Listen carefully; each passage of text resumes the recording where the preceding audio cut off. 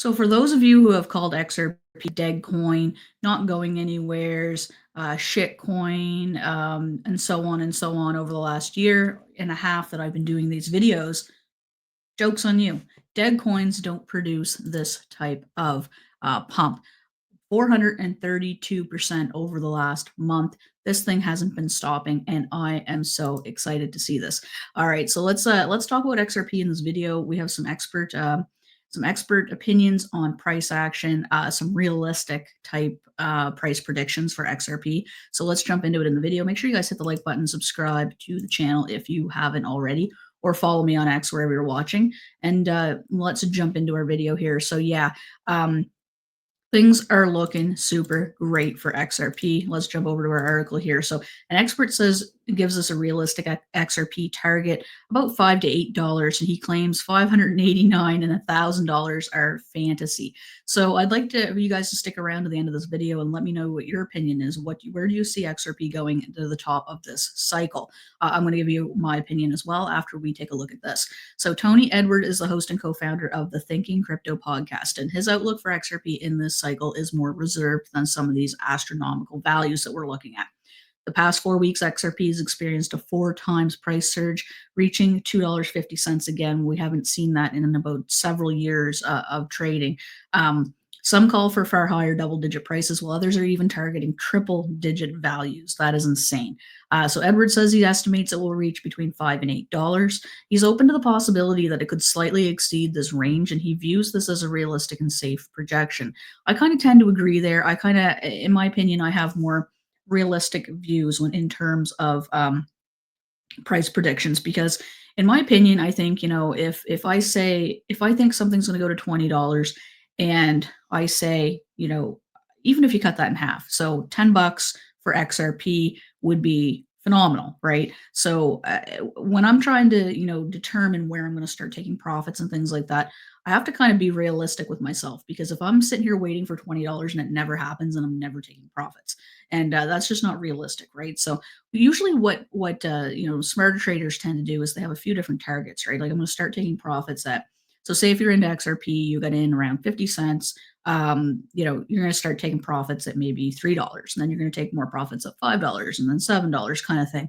That's kind of how I roll, right? Because, a lot of times if you're sitting here waiting for this astronomical price and you're like, I really want it to hit $20. Well, you might really want it to hit $20, but it might never happen, right? So we have to be real with ourselves. We have to have realistic expectations in terms of, gains here in the crypto market, right? So could it really grow by 118% to reach $5? I think that's pretty safe bet, in my opinion. $8 requires a growth of 248%. I think that is fairly realistic as well. I think, XRP, in my opinion, can most likely get to double digits. I'm thinking, the $10 to $12 area, in my opinion. However, I'm going to start taking profits long before that, because you're going to have a lot of different goals along the way, and that's kind of how I view crypto, and that's how I view things in life as well. In life, even if I have a number of things that I have to get done by the end of the week, I set realistic goals for myself, and I do the same thing in crypto. I want to get such and such done by tomorrow. I want to get such and such done by Wednesday, and then Friday I want to have all my things on my list completed. And if I have this giant goal, and I'm telling myself I need to get all this done, it's overwhelming.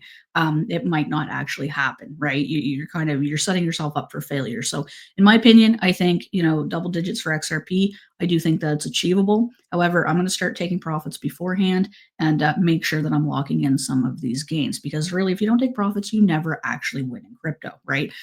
So that's pretty much what I wanted to share with you guys. I just want to make you guys aware that there's going to be a lot of things thrown at you, and a lot of numbers thrown around, and people's opinions, price predictions, projections, etc. But you know what? You guys just got to figure out your value for yourselves, and don't forget to take profits along the way, because if you don't, somebody else is going to take them for you, and you're going to be left holding the bag. So that's basically what I got for you in this XRP video. Really nice to see things head the way they're headed.